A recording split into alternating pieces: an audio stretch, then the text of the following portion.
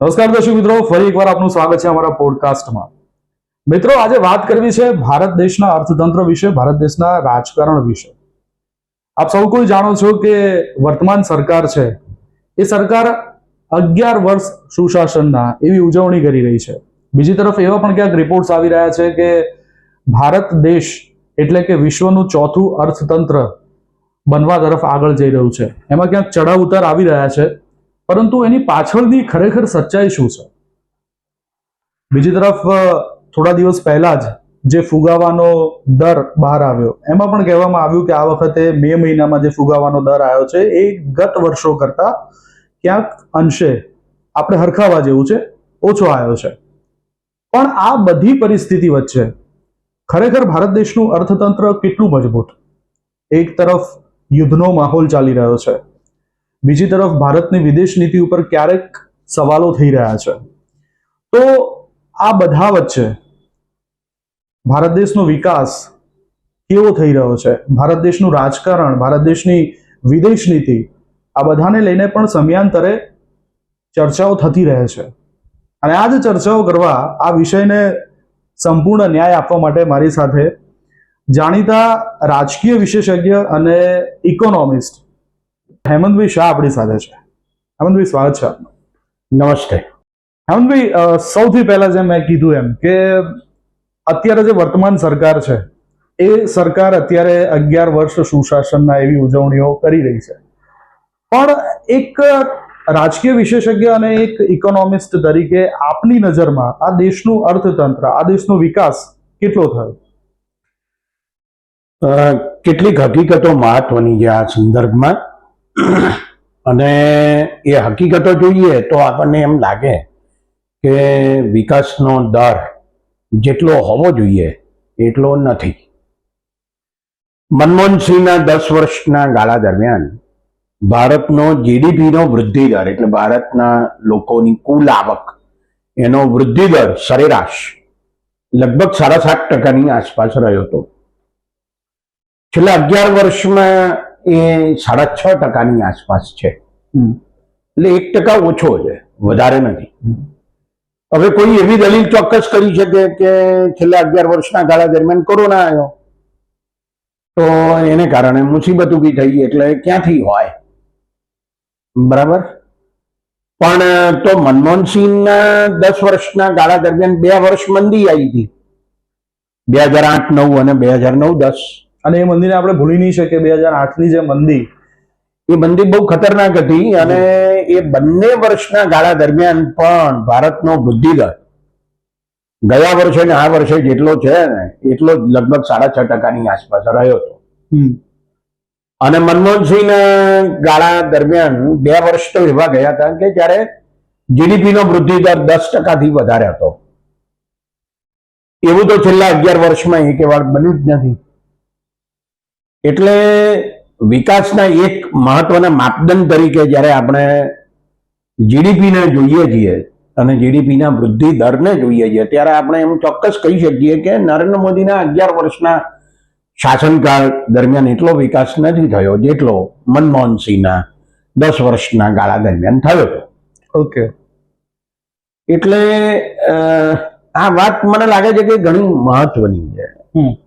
એનું કારણ એ છે કે એક બાજુ આપણે એમ કહીએ છીએ કે દેશમાં વિકાસ થયો છે, તો સવાલ એ છે કે વિકાસ કોનો થયો, કેટલો થયો? ગરીબોનો વિકાસ થયો કે ના થયો? હમણાં જે આંકડા આવ્યા એમાં એવું કંઈક કહેવામાં આવ્યું કે ગરીબોની સંખ્યા ઓછી થઈ છે.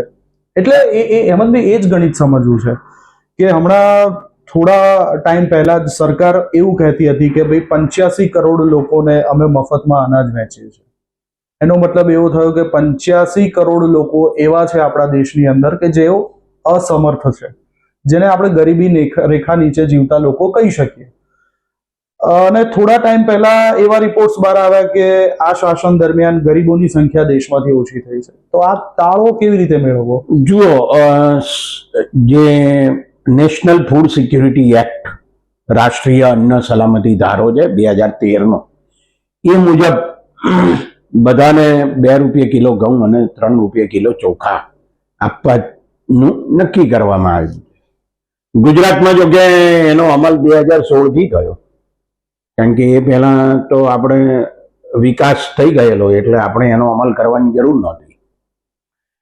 પણ એક મહત્વનો મુદ્દો ધ્યાનમાં લઈએ તો એ છે કે સરકારે ચૂંટણીઓ વખતે એવું જાહેર કર્યું કે દેશના 80 કરોડ લોકોને અમે 5 કિલો અનાજ દર મહિને મફત આપીશું. તો આ સારી વાત છે, એમાં કોઈ શંકાને સ્થાન નથી. સવાલ ઉભો એ થાય છે કે સરકાર આડકતરી રીતે એવું સ્વીકારે છે કે 80 કરોડ લોકો ગરીબ છે. બિલકુલ બરાબર. હવે હમણાં જે આંકડો બહાર પડ્યો છે વિશ્વ બેંક દ્વારા, જે એવું કહે છે કે દેશની વસ્તીના માત્ર 5.3% લોકો એવા છે કે જે અતિ ગરીબ છે. ઓકે. ગરીબ અને અતિ ગરીબની વ્યાખ્યાઓ જુદી છે. જેમ આપણે અંત્યોદય કાર્ડ અને બીપીએલ કાર્ડ ને એપીએલ 1 ને એપીએલ 2 એમ કાર્ડ જુદા છે, એવી રીતે અતિ ગરીબ અને ગરીબ એ બે વચ્ચેનો તફાવત ઘણો છે. વિશ્વ બેંક જેને અતિ ગરીબ ગણે છે એ ગરીબ કોણ છે? એની વ્યાખ્યા મુજબ રોજના $3 કરતા ઓછી જેની આવક હોય, ઓકે, એને અતિ ગરીબ કહે છે.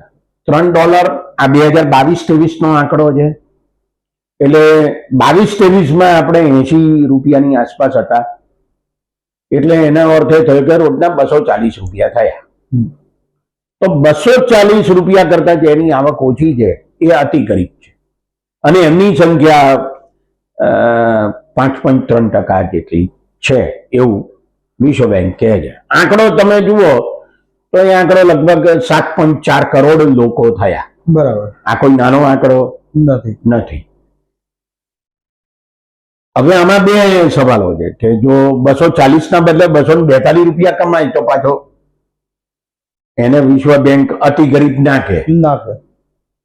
અને બીજો સવાલ એ પણ છે કે 240 કરતા ઓછી છે, પણ કેટલી ઓછી છે એ પણ વિશ્વ બેંક કહેતું નથી.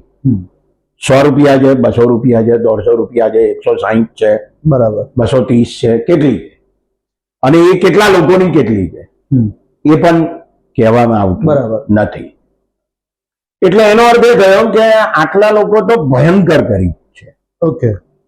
અને જે 80 કરોડ લોકો ગરીબ છે કે જેને 5 કિલો મફત અનાજ આપવામાં આવે છે, એને તો જયારે ચૂંટણી આવી ત્યારે વડાપ્રધાને એમ કીધેલું કે બીજા 5 વર્ષ સુધી આપીશું. એટલે સરકારે નક્કી કરેલું છે કે બીજા 5 વર્ષ સુધી પણ આ ગરીબ લોકો ગરીબ જ રહેવાના છે. તો મુદ્દો એ ઉપસ્થિત થાય છે કે ખરેખર ગરીબી ઘટી કે કેમ? તો આ ગરીબી ઘટી અને અનાજ વિતરણ કરવું, તો આ શું એક રાજકીય મુદ્દો, એટલે કે સરકાર એક રાજકીય મુદ્દા તરીકે લઈ રહી છે, લોકોને લોભ અને લાલચ આપી રહી છે કે જ્યાં સુધી હું સત્તા પર છું, અમે લોકો સત્તા પર છે, ત્યાં સુધી તમને મફતના ભાવે અનાજ વહેંચીશું? ના, જુઓ, આમ જુઓ તો બધા આર્થિક નિર્ણયો રાજકીય નિર્ણયો જ હોય છે. એ નિર્ણય ક્યારે લેવાય છે એ અગત્યનો મુદ્દો બની જાય. એટલે ચૂંટણી ટાણે આવો નિર્ણય લેવાય તો આપણને એમ લાગે કે એ રાજકીય નિર્ણય છે. પેટ્રોલના ભાવ ઘટાડવાનો નિર્ણય ચૂંટણી વખતે લેવાય તો આપણને એવું લાગે કે એ રાજકીય નિર્ણય છે. પણ મોટાભાગના નિર્ણયો રાજકીય જ હોય છે. એ ચૂંટણી પહેલા લેવાય છે કે ચૂંટણી પછી લેવાય છે એ એક જુદો મુદ્દો છે. મુદ્દો એ જ અહીંયા કે ખરેખર આપણને આપણી આજુબાજુ ગરીબો ઘટ્યા હોય, ગરીબોની ગરીબી ઘટી હોય એવું દેખાય છે ખરું? જો વિશ્વ બેંક એમ કહેતી હોય કે ગરીબી ઘટી છે અને લગભગ 17 કરોડ લોકોને એમ કે તમે ગરીબીની બહાર લાવી દીધા 2011 થી શરૂ કરીને 2022 સુધીમાં, તો એવું લાગે છે ખરું? આપણને એવું દેખાય છે ખરું? મને એના વિશે શંકા જાય છે, કારણ કે હું જે જોઈ રહ્યો છું મારી આસપાસની ગરીબી, એમાં કોઈ બહુ મોટો ઘટાડો થયો હોય એવું દેખાતું નથી. અને એક બીજો અગત્યનો મુદ્દો એ છે કે આપણે 2021ની વસ્તી ગણતરી કરી જ નથી. બિલકુલ બરાબર, જે કરવી જોઈતી હતી. બિલકુલ. અને હજુ સુધી એ થઈ નથી. હવે 2011ની વસ્તી ગણતરી મુજબ એવું છે કે દેશના 32% લોકો, એટલે આજની વસ્તીના હિસાબે ગણો તમે તો એ લગભગ 40 કરોડ જેટલા 45 કરોડ જેટલા થાય. તો આ 45 કરોડ લોકો માત્ર એક રૂમમાં રહે છે, એવું 2011 ની વસ્તી ગણતરી કહે છે. હવે છેલ્લા 14 વર્ષમાં તમે આ લોકોને કેટલા પ્રમાણમાં ઘર આપ્યા કે જેથી એ એકના બદલે 2 રૂમમાં રહેતા થયા, એમની આર્થિક પરિસ્થિતિ સુધરી માટે એક કરતા 2 રૂમમાં રહેતા થયા વગેરે. ઓકે, આ બધી બાબતો વિશે આપણને કોઈ ચોખ્ખી માહિતી મળતી જ નથી. એટલે આપણે કેવી રીતે એમ કહી શકીએ કે ગરીબીમાં બહુ મોટો ઘટાડો ઓકે. થયો છે? એક બે સવાલ તમારા જવાબમાંથી નીકળે છે. એક તો તમે જે વસ્તી ગણતરીની વાત કરી અને બીજું એક ઇલેક્શનની વાત કરી. આપણા દેશની અંદર આવનારા દિવસોની અંદર વન નેશન વન ઇલેક્શન આવી પણ ક્યાંક વાતો થઈ રહી છે. વર્તમાન સરકાર દ્વારા દરેક સ્ટેટ્સની અંદર એક કમિટી બનાવીને જુદા જુદા લોકોના મંતવ્ય પણ લેવામાં આવી રહ્યા છે. એક સવાલ મારો એ છે કે અહેમદભાઈ, વન નેશન વન ઇલેક્શન એ આપણા દેશ માટે કેટલું હિતકારી? જો હું એવું સમજુ છું કે આ જે શું કહેવાય કે એક જ ચૂંટણી લાવવાની વાતો ચાલે છે, એ ચૂંટણી લાવવી મને તો કંઈ યોગ્ય લાગતું નથી. એનું એક અગત્યનું કારણ એ છે કે આ કોઈ બહુ મોટો ખર્ચો છે એવું માનતો જ નથી. તમે જુઓ કે ચૂંટણીના સંદર્ભમાં જે કંઈ ખર્ચ થાય છે એ ખરેખર કેટલું થાય છે? 2019ની ચૂંટણી હતી લોકસભાની, ત્યારે એવો અંદાજ હતો કે 52,000 કરોડ રૂપિયાનું ખર્ચ થયું છે. એમાં સરકારનું ખર્ચ તો બહુ ઓછું છે, બાકી ઉમેદવારો કરે છે, ઉમેદવારના ટેકેદારો કરે છે અને રાજકીય પક્ષો કરે છે. મુદ્દો એ છે કે આ 52,000 કરોડ રૂપિયા એ 5 વર્ષની ચૂંટણી માટે થયા ને, 5 વર્ષે ચૂંટણી આવવાની. બિલકુલ. તો એને 5 ભાગી નાખો એટલે વર્ષના થાય 10,000 કરોડ રૂપિયા. હવે એને તમે 140 કરોડની વસ્તીએ ભાગો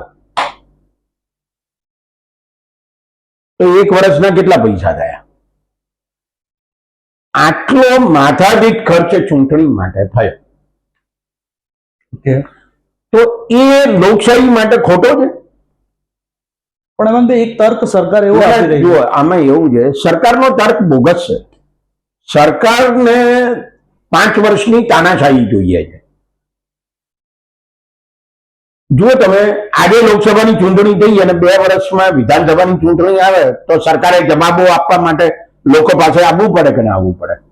બીજા 2 વર્ષે પંચાયતો અને પાલિકાઓની ચૂંટણી આવે તો સરકારે ફરી પાછા લોકો પાસે આવવું પડે કે ના આવે? પણ તમે એક રાષ્ટ્ર એક ચૂંટણી કરી નાખો એટલે 5 વર્ષે બધી ચૂંટણીઓ પતાવી દો, તો એનો અર્થ એ થયો કે હવે તો 5 વર્ષે જ આવવાનું છે, તમારાથી થાય તે કરી લો. બિલકુલ. અને બીજા કે અમુક સ્ટેટની અંદર જે સ્થાનિક પક્ષોની પકડ જે મજબૂત છે, કદાચ એ સ્થાનિક પક્ષોનું ભાવિ જોખમમાં મુકાય વન નેશન વન ઇલેક્શન આવે તો. એટલે સ્થાનિક પક્ષોનું ભાવિ જોખમમાં મુકાય કે ના મુકાય એ બહુ મહત્વનો મુદ્દો નથી. અચ્છા, બીજું કે સરકાર એવું કહી રહી છે કે વન નેશન વન ઇલેક્શનની પાછળ, કારણ કે દરેક સ્ટેટની અંદર ક્યાંક તાલુકાથી લઈને છે વિધાનસભા સુધીની જે ચૂંટણીઓ છે ક્યાંક ને ક્યાંક દર વર્ષે યોજાતી હોય છે દરેક સ્ટેટની અંદર. તો જે સરકારી મશીનરીનો ઉપયોગ થાય છે એ ઉપયોગ ઓછો થશે. જે સરકારી અધિકારીઓ, જેને સરકારી અધિકારીઓનો ઉપયોગ કરવામાં આવે, શિક્ષકોનો ઉપયોગ કરવા, તો એમની ત્યાં એમના કામના કલાકો વધશે. આવો એક તર્ક છે. કેટલા સમર્થ? આ બધી બોગસ વાતો છે. મને આમાં કોઈ પણ રીતે કોઈ વાજબી પણ દેખાતું નથી. હું બહુ સ્પષ્ટપણે એમ માનું છું કે ચૂંટણીનો ખર્ચ બહુ વધારે છે, માટે આપણે ચૂંટણી કરવાની જરૂર નથી. જુદા જુદા સમયે એ બધી બાબતમાં મને સહેજ પણ વિશ્વાસ બેસતો નથી. ઓકે. આંકડાઓ મેં તમને કહ્યું કે આપણે જે આંકડા જોઈએ છીએ એ આંકડા તમે જુઓ કે ખરેખર શું છે ચૂંટણીના ખર્ચના સંદર્ભમાં. તો એ મેં તમને આંકડા કહ્યા, તો તમે કેવી રીતે એવું કહી શકો કે હા બહુ ચૂંટણીનો ખર્ચો થાય છે? અચ્છા, બીજો અગત્યનો મુદ્દો તમે એમ કહો છો કે ભાઈ સરકારનું કામકાજ અટકી જાય છે. કારણ કે બધા કર્મચારીઓ એમાં લાગે છે. એટલે ભલે ને અટકે પણ એમાં તમારું જાય છે શું? આ તો એવી વાત છે કે જાણે આપણે ચૂંટણી જોઈતી જ નથી. તો લોકશાહી જોઈએ છે કે નથી જોઈતી? કાલ ઉઠીને તો તમે એવું પણ કહેશો કે સહકારી મંડળીઓની ચૂંટણીઓ દર વર્ષે થાય છે ને એના બદલે 5 વર્ષે કરો. બધી સહકારી મંડળીઓની ચૂંટણી દર વર્ષે થાય છે કે નથી થતી? બિલકુલ. પ્રમુખ, મંત્રી, કારોબારીના સભ્યો બધા દર વર્ષે ચૂંટાય છે. તો તમે એવું પણ કહેશો કે બધી સંસ્થાઓમાં આમ જ કરી નાખો, દર 5 વર્ષે ચૂંટણીઓ થાય. એવું શું કરવા કરવું છે તમારે? એટલે આ વાતમાં બહુ દમ નથી. અચ્છા, બીજું તમે એમ કહેશો કે આ ખર્ચો લોકો કરે છે ને. દાખલા તરીકે હું ભાજપનો કાર્યકર હોઉં અને તમે ઉમેદવાર હો વિધાનસભાના, તો હું તમારા માટે મારું બાઇક ચલાવું, મારું સ્કૂટર ચલાવું, મારી ગાડી ચલાવું, એ ખર્ચો કોનો છે? તમે મને આપશો તો તમારો, અને તમે મને નહીં આપો તો મારો. આટલો ખર્ચો થવાથી થાય છે શું? દેશમાં જીડીપી વધે છે. એટલે હું એમ સમજુ છું કે ચૂંટણીનો ખર્ચ વધારે થાય છે માટે બધી ચૂંટણી એક જ સાથે કરી નાખો, એવી જે દલીલ છે એ દલીલ તદ્દન બિન પાયાદાર છે. ઓકે. અને બીજું કે એ એવું એટલા માટે ઈચ્છવામાં આવે છે કે અમે તમને 5 વર્ષે જ જવાબ આપીએ, એ પહેલા વચ્ચે અમારે જવાબો આપવા જ નથી. ઓકે. એટલે સરકારનું જે ઉત્તરદાયિત્વ છે, એકાઉન્ટેબિલિટી છે, એ ઘટાડી નાખવી છે. એટલા માટે આ ધતિંગ કરવામાં આવી રહ્યું છે. અચ્છા, પાંચ વર્ષની જે આ ચૂંટણી થાય એમાં તમે કીધું કે ભાઈ ખર્ચ વધારે આવે, એમાં કોઈ વાંધો નથી અને એટલો બધો ખર્ચ થતો નથી. તો આટલો બધો ખર્ચ આટલા વર્ષો સુધી થયો અને છતાં પણ ભારત વિશ્વની 4થું અર્થતંત્ર બન્યું, આવું નીતિ આયોગના ચેરમેને પણ કીધું, અને આવનારા દિવસોમાં કદાચ આપણે બીજા નંબર ઉપર પણ પહોંચી શકીએ. આ તર્કને કેવી રીતે જો આટલા બધા ખર્ચા કર્યા પછી પણ જો આપણે 4થા નંબર ઉપર આવી શકતા તો હોય, એનો અર્થ એ થયો કે આપણે કઈ પ્રોબ્લેમ નથી ચૂંટણીથી, એમ એનો અર્થ થાય છે. હા, બિલકુલ. એટલે આને કેવી રીતે બંધ બેસતું કરવું? ચૂંટણી જે માટે વિકાસ નથી થતો, ચૂંટણી જે માટે સરકાર કામ નથી કરતી, ચૂંટણી જે માટે ખર્ચો બહુ થાય છે, આવી બધી વાતો બોગસ છે. અને હું એમ સમજુ છું કે ચૂંટણી થાય છે 5 વર્ષે, એ બહુ સારી વાત છે. અમેરિકામાં 4 વર્ષે થાય છે, બરાબર. અમેરિકામાં બધા રાજ્યોની અને એની સંસદની અને પ્રમુખની બધાની ચૂંટણી એક સાથે થાય છે, પણ તેની વ્યવસ્થા જુદી છે. ત્યાં પ્રમુખીય લોકશાહી છે માટે ત્યાં એ રીતે થાય છે. આપણે ત્યાં પ્રમુખીય લોકશાહી નથી. વડાપ્રધાનને અત્યારે દિમાગમાં આવી જાય કાલે ચૂંટણી કરી નાખો તો કાલે સંસદ લોકસભાનું વિસર્જન કરી નાખે, એવી વ્યવસ્થા છે આપણે ત્યાં. એવું થયું છે. અટલ બિહારી વાજપેયીએ પણ કર્યું હતું સંસદનું વિસર્જન વહેલું, ઇન્દિરા ગાંધીએ પણ કર્યું હતું વહેલું, પણ એ જીતવાની અભિલાષામાં કર્યું. હા, બરાબર છે, પણ કર્યું હતું ને. ચૂંટણી વહેલી આવી હતી કે નહોતી આવી? બિલકુલ. હા, તો એનો અર્થ એવો થયો કે તમારે ચૂંટણી જ નથી જોઈતી કારણ કે ખર્ચો થાય છે. અચ્છા, એટલે અત્યારે જે સરકાર જે, અને બીજું કે જ્યાં સંસદીય ચૂંટણી છે ત્યાં તમે 5 વર્ષ માટે ફિક્સ કરી નાખો, એ શક્યતા રહેતી નથી. આપણે સંસદીય લોકશાહીનું માળખું અપનાવ્યું છે, અને એ જે માળખું જે યુકે નું માળખું છે, યુનાઇટેડ કિંગડમનું, ઇંગ્લેન્ડનું, તો ત્યાં પણ ઘણી વાર વડાપ્રધાનોએ સામે ચાલીને ચૂંટણી આપી દીધી હોય અને તેની આમ સભાનું વિસર્જન કરી નાખ્યું હોય. માર્ગરેટ થેચરે એવું કર્યું હતું. બિલકુલ. તો કહેવાનો મુદ્દો એ છે કે આ તમે કેવળ કઈ જાતનો બંધારણીય સુધારો લાવવાનો વિચારો છો કે જેમાં ચૂંટણી એક જ થાય વિધાનસભાની ને પછી લોકસભાની, એ બધી વાતમાં કઈ દમ નથી અને તદ્દન ખોટા રસ્તે ભારતની લોકશાહીને દોરવામાં આવી રહી છે. ઓકે. એક સવાલ એ કે વસ્તી ગણતરીની વાત કરી, વસ્તી ગણતરી થઈ નથી, પણ હવે આવનારા વર્ષોથી એટલે 2026 ડિસેમ્બરથી જે સંઘ પ્રદેશો છે ત્યાં શરૂઆત થઈ જશે અને 27 થી ફૂલ ફ્લેન્જમાં વસ્તી ગણતરીની વાતો જ્ઞાતિ જાતિને આધારે ગણવાની વાતો થઈ રહી છે. હવે આ રીતે જ્ઞાતિ જાતિ આધારિત વસ્તી ગણતરી થશે એ દેશના અર્થતંત્ર માટે કેટલી મદદગાર સાબિત થઈ શકે? નહીં, અર્થતંત્રની વાત એમાં નથી ના, કારણ કે આવતી. રાજકીય જ્ઞાતિ આધારિત જે વસ્તી રાજકીય ફાયદો તો ગણતરી મળવાનો જ છે. જ્ઞાતિ આધારિત જે વસ્તી ગણતરી થવાની છે એમાં આપણે ઓલરેડી એક પ્રકારની જ્ઞાતિ આધારિત વસ્તી ગણતરી કરીએ જ છીએ. એક એ રીતે લઈએ છીએ કે એસસી એટલે શેડ્યુલ કાસ્ટ કેટલા લોકો છે તો એ આપણે ગણીએ છીએ વસ્તી ગણતરીમાં. આદિવાસીઓ કેટલા લોકો છે તો એ પણ આપણે ગણીએ છીએ વસ્તી ગણતરીમાં. બરાબર. હવે જે ગણવાનો વારો આવે છે તે ઓબીસી નો આવે છે, નંબર 1. અને નંબર 2 કે ઓબીસી અને એસસી અને એસટી આ ત્રણેયમાં જે બધી પેટા જ્ઞાતિઓ છે એ પેટા જ્ઞાતિઓની ગણતરી કરવાનો સવાલ આવે છે. આવું થવું જોઈએ કે ના થવું જોઈએ એના વિશે ખાસી લાંબી ચર્ચા ચાલી. કોંગ્રેસનો ખૂબ આગ્રહ, રાહુલ ગાંધી સતત બોલ્યા કરતા હતા. છેવટે નરેન્દ્ર મોદીએ એ સ્વીકાર્યું અને હવે જ્ઞાતિ આધારિત વસ્તી ગણતરી કરવાની વાત ચાલે છે. ઈરાદો શું જાણો? ઈરાદો બહુ સ્પષ્ટ છે કે ભાઈ તમે સરકારી નોકરીઓમાં અને શિક્ષણમાં જ્યાં અનામત આપો છો એ અનામતમાં જેમને અનામત અત્યારે મળી રહી છે એમાંની અમુક જ્ઞાતિઓ વધારે લાભ લઈ જાય છે બિલકુલ. અને અમુક જ્ઞાતિઓને બહુ ઓછો લાભ મળે છે અથવા મળતો નથી. બિલકુલ. તો જેમને ઓછો લાભ મળે છે અને જેમને બિલકુલ નથી મળતો એમને થોડો વધારે લાભ અનામતમાં મળે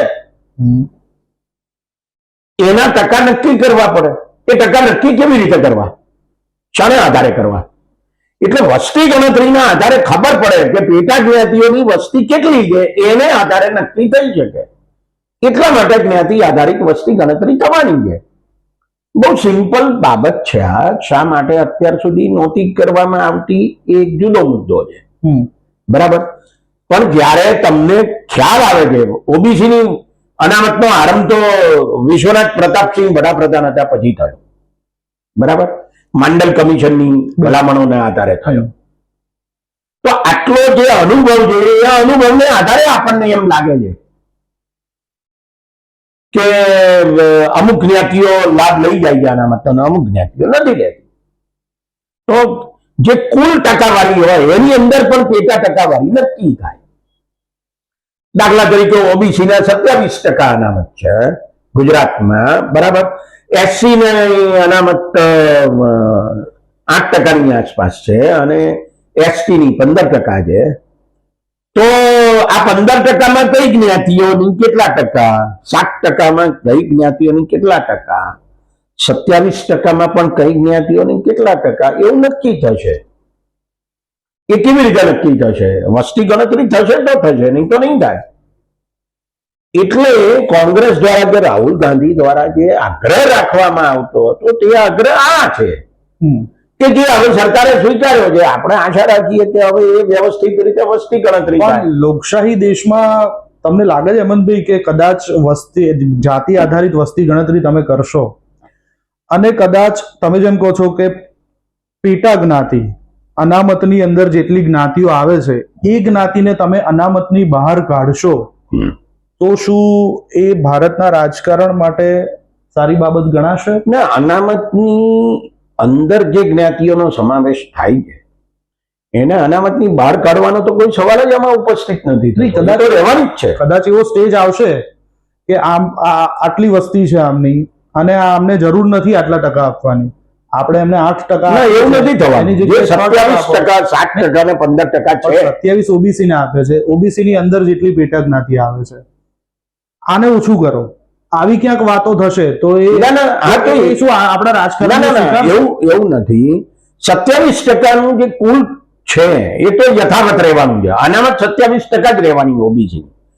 પણ અમુક જ્ઞાતિઓનો પ્રભાવ બહુ હોય વસ્તીની દ્રષ્ટિએ તો એને 27 માંથી કોકને 5% મળશે, કોકને 2% મળશે, કોકને 6% મળશે, કોકને 7% મળશે. એવું બની શકે. બિલકુલ. અને એ થાય તો વાંધો નથી, એમાં કશો વાંધો નથી. શું વાંધો છે ભાઈ? હિન્દુઓમાં જ્ઞાતિઓ સિવાય બીજું કઈ હોય તો મને બતાવો. હિન્દુઓ એટલે જ્ઞાતિઓ. અને આ હિન્દુઓનો ચેપ, જ્ઞાતિઓનો ચેપ કઈ મુસલમાનોમાં નથી, ખ્રિસ્તીઓમાં નથી, એવું તમે કહો છો? આપણી જે બક્ષી પંચની જ્ઞાતિઓ છે, બરાબર, જેને આપણે ઓબીસી કહીએ છીએ, બરાબર, એમાં મુસ્લિમ જ્ઞાતિઓ છે. કહેવાનો મુદ્દો એ છે કે અનામતના સંદર્ભમાં અનામતનો લાભ બધા લોકોને મળે, બધી જ્ઞાતિઓને, ઓકે, બધી પછાત જ્ઞાતિઓને. એને માટે જ્ઞાતિ આધારિત વસ્તી ગણતરી થઈ રહી છે. એ થાય એ સારી વાત છે. અચ્છા, પછાત જ્ઞાતિને મળે પણ જરૂરિયાતમંદોને મળે, ભલે એ ઓબીસી ના હોય, બ્રાહ્મણ હોવું કે વાણિયા હોવું કે દરબાર હોવું, તો એ જ્ઞાતિમાં જન્મ્યા એટલે તમે રૂપિયાવાળા થઈ ગયા એવું તો હોતું નથી સાહેબ. ના, પણ એને માટે તમે ઈડબ્લ્યુએસ લાવ્યા છો. ઈડબ્લ્યુએસ લાવ્યા છે. હા, હવે ઈડબ્લ્યુએસ નો જે ક્રાઇટેરિયા છે એ પણ જે 6 લાખ રૂપિયા જે નક્કી કર્યો છે, તો શું તમે આ વસ્તી ગણતરી કર્યા પછી જે સવર્ણો છે, જે જનરલ કેટેગરીમાં આવે છે, એમની માટે પણ કંઈક વિચાર હશે? એમની માટે એમને માટે ઓલરેડી ઈડબ્લ્યુએસ કેટેગરી આવી ગઈ છે, એટલે બાકી રહે છે તે જનરલ કેટેગરી છે. એટલે જે કુલ અનામતની મર્યાદા નક્કી કરેલી છે સુપ્રીમ કોર્ટે કે ભાઈ 50% થી વધારે ના હોવી જોઈએ, ના હોવી જોઈએ, બિલકુલ, એ આંકડો બદલાય જો રાજકીય ઈચ્છા શક્તિ એને માટે પેદા થાય તો. બિલકુલ. અને એ જ્ઞાતિ આધારિત વસ્તી ગણતરી પછી થઈ શકે એવી શક્યતાઓ હું જોઈ રહ્યો છું. ચલો, એક મુદ્દો તમે અમેરિકાનો પણ યાદ કર્યો કે ત્યાંની જે લોકશાહી છે, ત્યાંની ચૂંટણી પ્રક્રિયા આખી અલગ છે. પણ મારે થોડીક રાજકીય વાત કરવી છે કે અત્યારે અમેરિકાના સંબંધો જે ભારત સાથે છે, એક બાજુ ટ્રમ્પ સરકાર જે ટેરિફ લાદવાની વાતો કરે છે, એ ટેરિફથી ભારતને કેટલો ફાયદો, કેટલું નુકસાન? શું અમેરિકાને છીક આવે એટલે ભારતને તાવ આવવાનું તો નક્કી જ છે, એટલે શું આપણે એમની ઉપર ડિપેન્ડ રહેવાનું? જો એક વસ્તુ સમજવાની જરૂર છે કે ભારતનો અને અમેરિકાનો જે વેપાર છે એમાં ભારતને અત્યારે ફાયદો છે. ભારતની નિકાસની કમાણી અમેરિકાને કારણે અને અમેરિકાથી થતી આયાતનું ખર્ચ, એ બે વચ્ચે બહુ મોટો તફાવત છે. લગભગ 7% જેટલી આપણી નિકાસ એ અમેરિકામાં થાય છે અને માંડ 0.25% જેટલી આયાત આપણે અમેરિકામાંથી કરીએ છીએ, બરાબર. તો ડોનાલ્ડ ટ્રમ્પ શું ઈચ્છે છે કે તમે અમને 7% આપો અને અમારા માંડ 0.25% લઈ જાઓ? એવું ના થાય. તમે લઈ જાઓ 7%, 8% આપો છો તો 7% લઈ જાઓ, બરાબર. આવો એનો ખ્યાલ છે. એ ખ્યાલ સારો છે કે ખોટો છે એ વાત તમે જરા બાજુ પર મૂકો, પણ મુદ્દો એ છે કે ડોનાલ્ડ ટ્રમ્પ ઈચ્છે છે, તો એ એવું ઈચ્છે છે કે અમેરિકામાં જે વસ્તુઓ પેદા થાય છે એ અમેરિકાનો ખરીદે. શું કરવા બહારથી ખરીદે છે? એ દરેક દેશનો રાષ્ટ્રપ્રમુખ એવું જ ઈચ્છે. હા, આપણા દેશના રાષ્ટ્રપ્રમુખ પણ આત્મનિર્ભરની વાતો કરે છે. ના, એ આત્મનિર્ભરતા એક તદ્દન જુદો મુદ્દો છે, એટલે અત્યારે હું એની ચર્ચા નથી કરતો.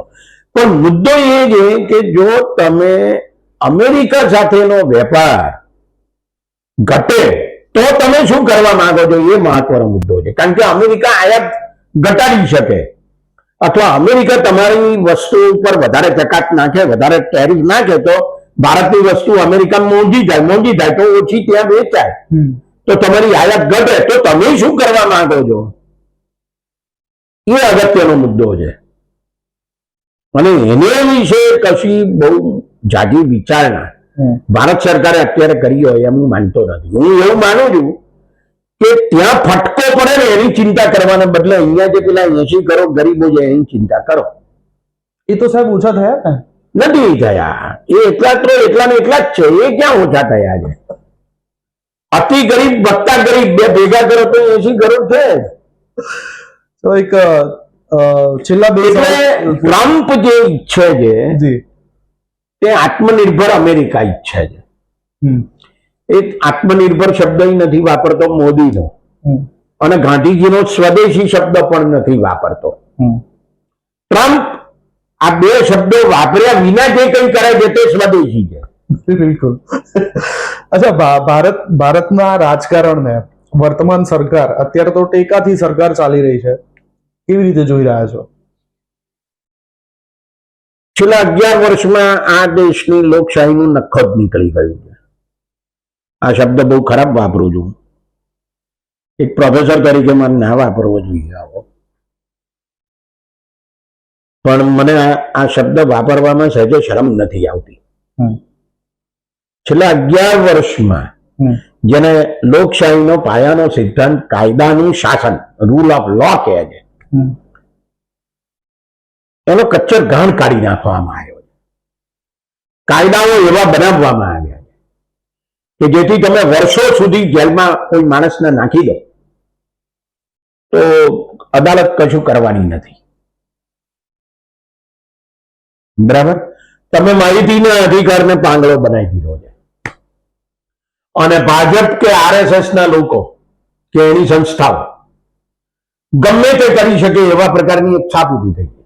દાખલો આપો, બીજેપીના અત્યારના જે પ્રમુખ છે ગુજરાતના, સી.આર. પાટીલ, કોરોના વખતે તમામ પ્રકારના પ્રતિબંધો હતા ત્યારે એ પ્રમુખ થયા અને પ્રમુખ થતાની સાથે એમણે શું શરૂ કર્યું?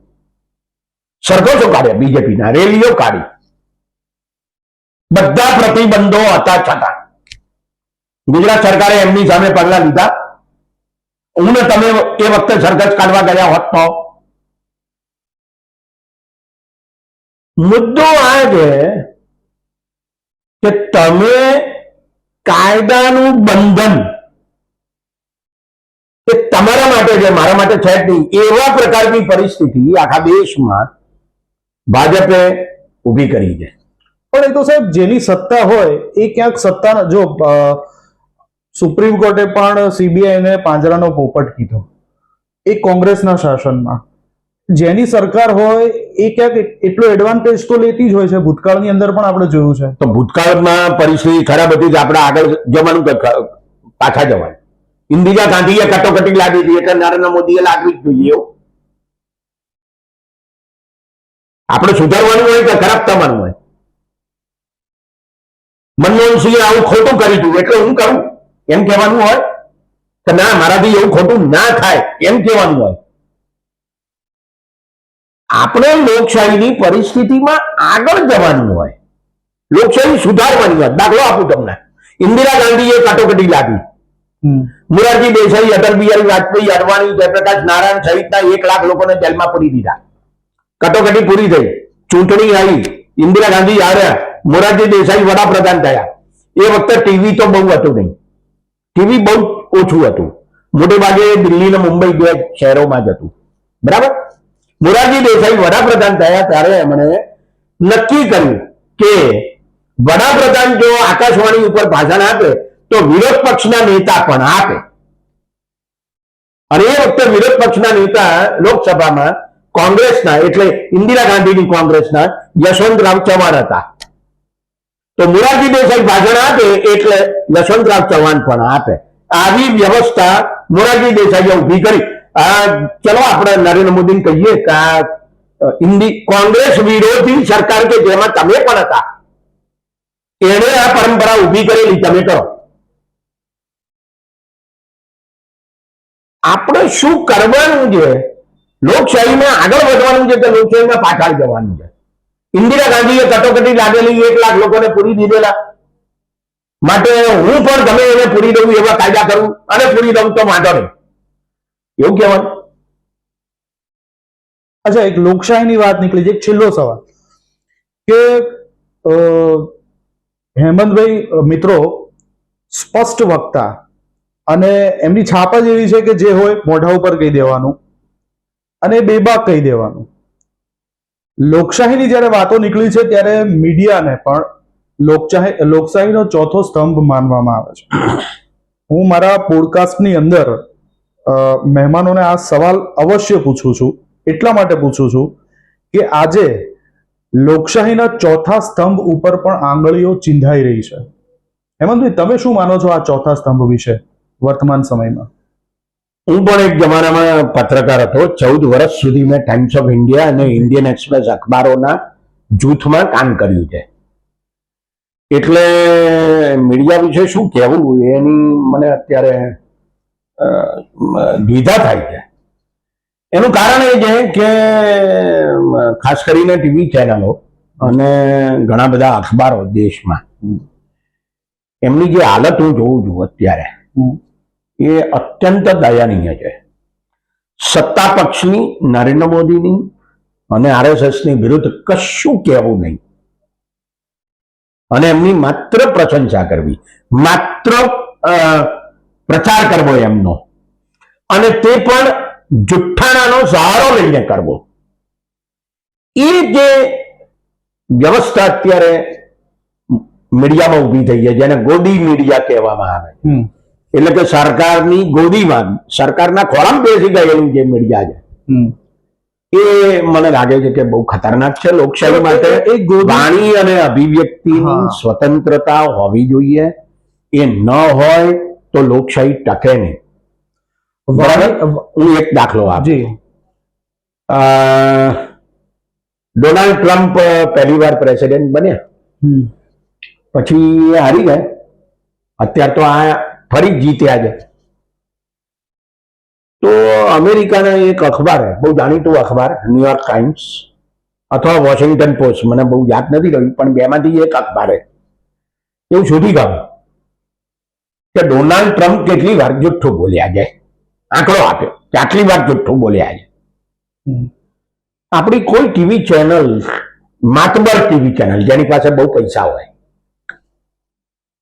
એ આટલું કર્યા પણ નતો સારું કે નરેન્દ્ર મોદી કેટલી વાર જુઠ્ઠું બોલ્યા. અચ્છા, આ બધાની અંદર પણ તમે ક્યાંક આશાનું કિરણ જોવો છો ખરા કે હજી પણ દેશની અંદર એવા મીડિયા હાઉસીસ છે કે જે વાણી અને અભિવ્યક્તિની સ્વતંત્રતા એમને જાળવી રાખી છે, જેને નેશનલ મીડિયા કહેવામાં આવે છે, એવી ચેનલો, એવા અખબારો કે જે મોટા ભાગની અંગ્રેજી અને હિન્દી છે ચેનલો અને અખબારો.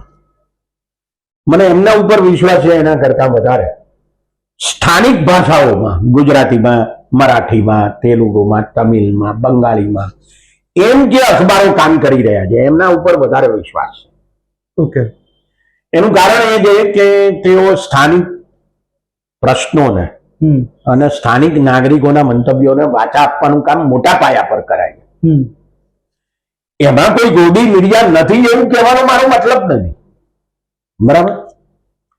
રાષ્ટ્રીય ચેનલો અને અખબારોમાં પણ ઘણા બધા એવા છે કે જે સરકારની ટીકા કરવામાં સહેજ પણ પાછી પાની કરતા નથી. જ્યાં સુધી આટલી સ્વતંત્રતા ટકેલી છે ત્યાં સુધી મને લોકશાહીમાં આશા છે. બિલકુલ. તો મિત્રો, હેમંતભાઈ સાથેની આ ખૂબ જ સરસ વાર્તાલાપ થયો. ભારતીય રાજકારણ, એના અર્થતંત્ર વિશે આપણે વાત કરી. આ મારી ચેનલ જે છે એ હું તમને સબસ્ક્રાઇબ કરવાનું કહેતો જ નથી. ગમે તો જ કરજો, કરશો તો મને ગમશે. બીજું, લાઈક કરજો અને ફરી એક વખત નવા વિષય સાથે, નવા મહેમાન સાથે મળીશું. ત્યાં સુધી રજા આપશો. નમસ્કાર.